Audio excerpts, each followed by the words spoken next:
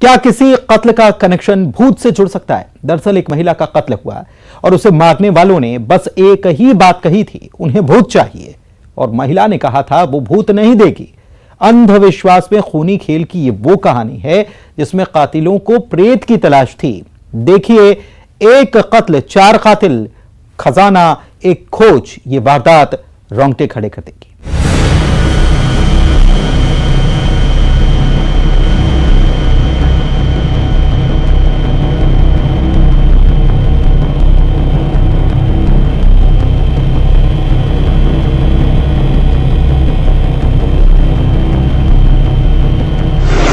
भूत के लिए किडनैपिंग और कत्ल।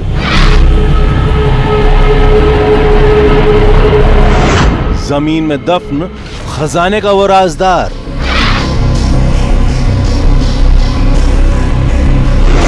हमें भूत चाहिए, भूत करेगा मालामाल। अंधविश्वास में खूनी खेल, महिला का मर्डर। एक कत्ल, 4 कातिल, खजाना, एक खोज। किसी खजाने की खोज में शायद ही किसी ने सुना होगा कोई भूत की तलाश कर रहा हो, जिसे प्रेत की चाहत हो, जिस चाहत के पीछे छुपा था खजाने का रास्ता। सुनने में आपको भी अजीबोगरीब लग रहा होगा, लेकिन इंसानी दिमाग में जब वहम के जाले पड़ जाते हैं, जब उसकी आंखों पर अंधविश्वास की पट्टी बंध जाती है, तो वो सोचना समझना सब भूल जाता है। छत्तीसगढ़ के बलौदा बाजार में गिद्धौरी थाना इलाके में भी कुछ ऐसा हुआ। 4 महीने बाद 4 हत्यारे गिरफ्तार हुए, जिन हत्यारों ने एक महिला की किडनैपिंग की थी और फिर उसका कत्ल किया था। वजह सुन आप भी दंग रह जाएंगे। ये पूरा अंधविश्वास की कहानी है। ललित श्रीवास को मालूम था कि कोई मटिया करे कोई भूत होता है, जिसके लालच में उसने पता लगाना शुरू किया कि उससे गड़ा धन मिलता है और पैसे ज़्यादा आते हैं। इस टाइप की बात वो अपने जहन में रखा था इस बात को। अंधविश्वास की वो कहानी जिसमें इंसान की जान का दुश्मन बन बैठा। दरअसल 4 महीने पहले सितंबर 2022 में 70 साल की बुजुर्ग महिला देवमती विश्वकर्मा की लाश मिली थी। कुम्हारी गांव में रोड किनारे पत्थर खदान में, जिसे पत्थर बांधकर फेंक दिया गया था। पोस्टमार्टम रिपोर्ट में हत्या का खुलासा हुआ। भला 70 साल की बुजुर्ग महिला की आरोपियों से दुश्मनी क्या थी? पुलिस को किसी विवाद की खबर नहीं लगी, लेकिन जो कहानी सामने आई वो थी जमीन में गड़े धन की तलाश। यानी जल्दी अमीर बनने का वो शॉर्टकट जिसमें आरोपियों को किसी ने बताया था मटिया नाम के भूत से ये काम आसानी से हो जाता है। यानी अंधविश्वास की जंजीरों में आरोपी पूरी तरह जकड़ चुके थे। उसने पता किया तो पता चला कि गांव में है एक महिला भौरीद में। फिर सरपंच को इसने कॉन्फिडेंस में लिया। फिर महिला से मांगा कि मटिया मुझे दे दो। महिला बोली मैं नहीं दूंगी। उसको वहाँ से किडनैप करके ये लोग लाए और यहाँ कसडोल की मिनी स्टेडियम में ला के उसको, फिर जब वो नहीं मानी तो उसको फिर पैर हाथ बांध के गला दबा के उसको मार दिया गया। फिर उसकी बॉडी को उठा के टुंड्रा के तालाब में जाके उसको फेंक दिया गया। इस खेल में सच और गलत का फर्क करना भूल चुके आरोपियों को पता चला बुजुर्ग महिला के पास वो भूत है, मटिया भूत। जिस खेल में ग्राम पंचायत भवरीत के सरपंच कमल दास को भी आरोपियों ने शामिल कर लिया। महिला भवरीत गांव की रहने वाली थी। पहले बुजुर्ग महिला को किडनैप किया गया, उससे डराया धमकाया और लालच भी दिया। हैरानी देखिए, बुजुर्ग महिला ने कहा था वो मटिया भूत नहीं देगी और फिर उसकी हत्या कर दी गई। कुछ उन्होंने कन्फेस किया। फिर जब कड़ाई से पूछताछ हुई उन्होंने कन्फेस किया कि हाँ सर मटिया का हम लोग चक्कर में थे। फिर सरपंच ने भी बताया और बाकी 2 लोग और जो थे उन लोगों ने पूरा एक्सेप्ट अपने जुर्म को कबूल कर। अंधविश्वास में इंसानियत के कत्ल की ये वारदात वाकई हैरत में डाल देती है। आखिर कब छटेगा अंधविश्वास का ये अंधेरा? बलौदा बाजार से योगेश यादव के साथ bureau report, news 18 Madhya Pradesh Chhattisgarh. अगर आपको भी किसी अनजान नंबर से कोई वीडियो कॉल आए तो उसे उठाने से पहले जरा यह खबर देख लीजिए। वीडियो कॉल वाले ब्लैकमेलर्स की ये वो गैंग है जो कॉल उठाते ही मोबाइल में कैद कर लेती है डर्टी पिक्चर और फिर शुरू होता है अश्लील वीडियो से ब्लैकमेलिंग का खेल। बदनामी का डर और फर्जी पुलिस वालों की धौंस दिखाकर शिकार को जाल में फंसाया जाता है। ऐसे ही साइबर फ्रॉड सेक्सटॉर्शन गिरोह के आतंक से हम आपको सावधान कर रहे हैं। देखिए ऑपरेशन सेक्सटॉर्शन गैंग पर प्रहार।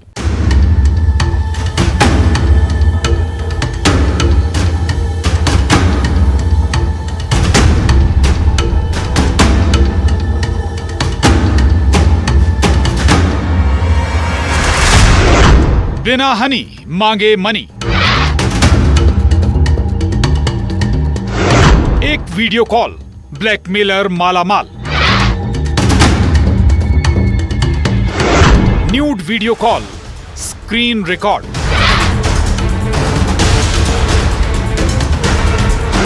मोबाइल में कैद डर्टी पिक्चर।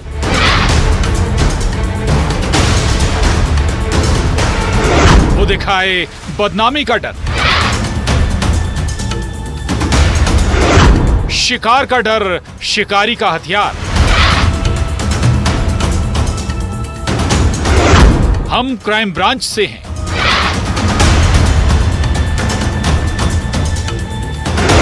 अनजान वीडियो कॉल से सावधान।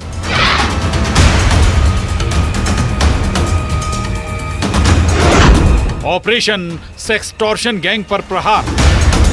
एक अनजान वीडियो कॉल कितना खतरनाक हो सकता है, जिस कॉल पर दहशत की जिंदगी जी रहा फरियादी ब्लैकमेलर गैंग के इशारों पर नाचने लगता है, क्योंकि उसके दिल में वो डर बिठा दिया जाता है कि उसे वो गैंग बदनाम कर देगी। पहला बदनामी और दूसरा सीधे पुलिस केस की धमकी। अलग अलग किरदार में सेक्सटॉर्शन गैंग जाल बिछाती है, सब कुछ प्लानिंग के तहत। दुर्ग में फिर से सेक्सटॉर्शन गिरोह की एक और डर्टी पिक्चर की कहानी सामने आई है, जिसमें शिकार बने 64 साल के बुजुर्ग। उन्होंने उस अनजान वीडियो कॉल को उठा लिया। दुर्ग के पद्मनाभपुर थाना इलाके का ये मामला है। व्हाट्सएप कॉलिंग नंबर आया, उन्होंने व्हाट्सएप कॉलिंग को जैसे ही उठाया, उनके अपोजिट साइड से एक नग्न अवस्था की फ़ोटोग्राफ आई। उनके बाद घबरा कर उन्होंने उस मोबाइल को बंद कर दिया।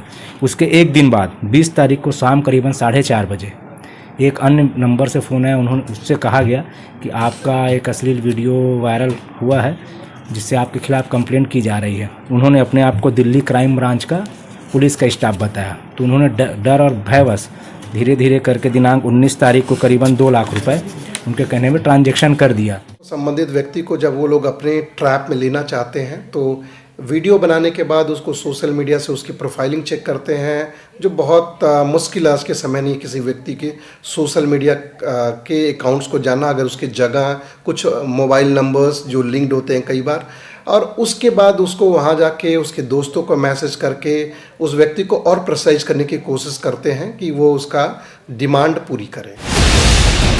वीडियो कॉल वाले लुटेरों की यही चाल होती है।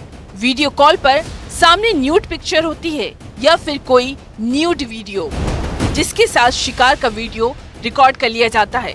स्क्रीन रिकॉर्ड होते ही ब्लैकमेलिंग का खेल शुरू होता है। हर कॉल दहशत की दस्तक होता है। 64 साल के बुजुर्ग रिटायर्ड अधिकारी को 19 जनवरी को वीडियो कॉल आया था और फिर 4 दिन तक सेक्सटॉर्शन गैंग आतंक फैलाता रहा। वीडियो वायरल करने के नाम पर पैसे की उगाई और पुलिस का डर दिखाया गया, ये कहकर कि हम दिल्ली क्राइम ब्रांच से बोल रहे हैं। 31 तारीख को फिर से फ़ोन आया कि अगर आप अपने केस को रफा दफा करना चाहते हैं या आप सोशल मीडिया में शेयर होने से उस वीडियो को बचाना चाहते हैं तो आप हमें 5 लाख रुपए भेजिए। तो उन्होंने भयवश आकर फिर से 5 लाख रुपए धीरे धीरे ट्रांजैक्शन करके ट्रांसफ़र कर दिया। लेकिन ज़रूरत है कि ऐसे मामले को जब भी आपके साथ आए, डरे नहीं, घबराए नहीं, पुलिस को रिपोर्ट करें। केस रफा दफा करने का कहकर करीब 9 लाख का चूना लगा दिया गया, क्योंकि गिरोह को यकीन हो गया था उनका शिकार डर चुका है। बस यही डर ऐसे गिरोह का सबसे बड़ा हथियार होता है। उसी तरह फिर 23 तारीख को 23/1 को उनका फिर से फ़ोन आया, बोले नहीं अब फाइनल सेटलमेंट के रूप में आप 5 लाख रुपए में पुनः दीजिए। तो उन्होंने ऐसा धीरे धीरे ट्रांसफ़र करीबन 8.5 लाख रुपए उन्होंने उनके खाते पे ट्रांसफ़र कर दिया। जो वीडियो कॉल से बचें, फिर भी अगर आप इस तरह की चीज़ें आपके साथ होती तो इसके ट्रैप में ना आए, पुलिस को तत्काल रिपोर्ट करें। इसमें अपराध भी दर्ज किया जाता है और संबंधित लोगों के खिलाफ कार्रवाई भी की जाती है। शिकार को जाल में फंसाने के लिए उसकी सोशल प्रोफाइल की स्टडी करते हैं। हुस्न इनका हथियार होता है। फेक आईडी से फ्रेंड रिक्वेस्ट, चैटिंग और फिर वीडियो कॉल वाला जाल, ये भी एक तरीका है। अननोन नंबर से कोई भी व्हाट्सएप या वीडियो कॉलिंग आता है, सबसे पहले उसे आप अवॉइड कीजिए। और मान लो भूले भटके आप उठा भी लेते हैं तो ऐसा वीडियो या अपोजिट साइड में कोई ऐसा फोटोग्राफ दिखता है तो संबंधित थाने पर जाकर रिपोर्ट करें और अनावश्यक पैसे का ट्रांसफ़र ना करें। ऐसे कई सारे मामलों को जब हम लोगों ने ट्रेस किया तो मैं आपको बताऊं, ये जो कॉल्स हैं वो कई सारे रेड लाइट एरिया, विशेषकर सोनागाछी, कलकत्ता और नॉर्थ ईस्ट के कुछ जगहों से, दार्जिलिंग से कुछ जगहों से ये कॉल्स लगातार पाए गए। पिछले कुछ केसेस में हमने पाया कि कुछ कॉल्स राजस्थान के कुछ जिलों से भी आए। आपका डर ही इनका सबसे बड़ा हथियार होता है। अगर आप ऐसी गिरोह के निशाने पर आ भी गए हो तो डरिए नहीं, सीधे पुलिस को खबर देकर ऐसे एक्सटॉर्शन गैंग पर प्रहार करें। दुर्ग से मिथिलेश ठाकुर और बिलासपुर से विनोद कुशवाहा के साथ bureau report, news 18 Madhya Pradesh, Chhattisgarh.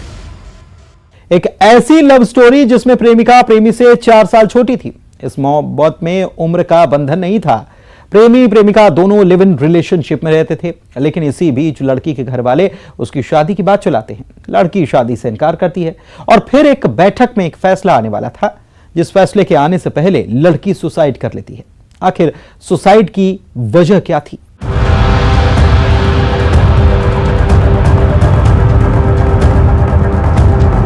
वही बूंदा भरवा रहे हैं इन लोग से, तो मेरे समधी जी आए, मेरे को बताएं कि पैसा भरवा रहे हैं, समधी जी कैसे करेंगे। तो मैं बोला ठीक है, घर परिवार तो अभी नहीं है, शनिवार तक सब आ जाएंगे तो सलाह विचार करेंगे, उसके बाद दिया जाएगा पैसा कैसे।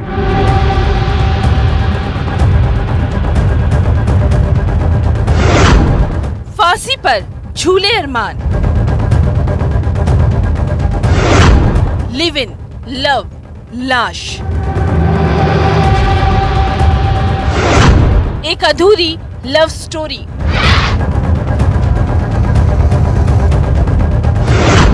सुसाइड की मिस्ट्री,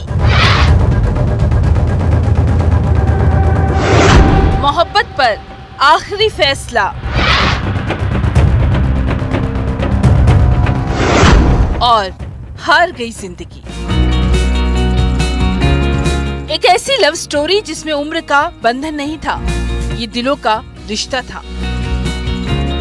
22 साल की प्रेमिका और 18 साल का प्रेमी।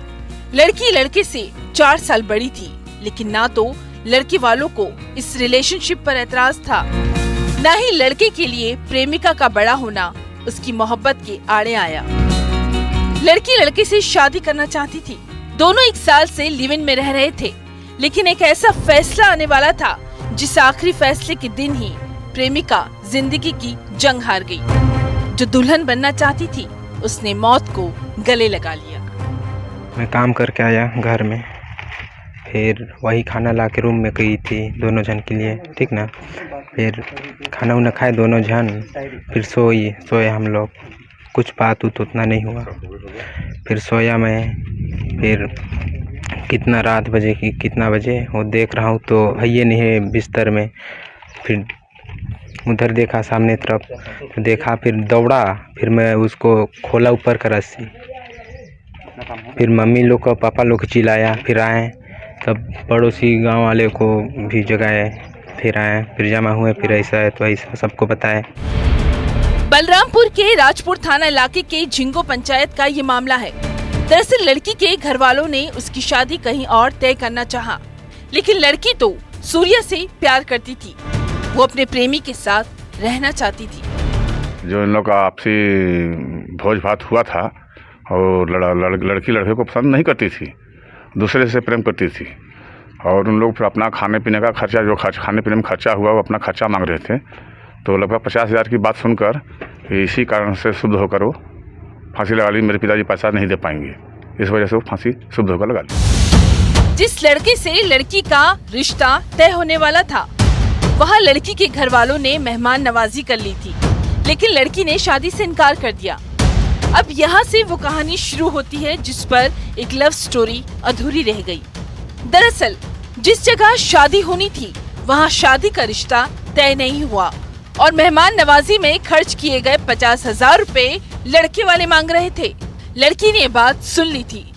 प्रेमी अपने प्रेमी के साथ रहना चाहती थी लड़की, और जहाँ शादी लगा था लड़की लड़के को पसंद नहीं करती थी।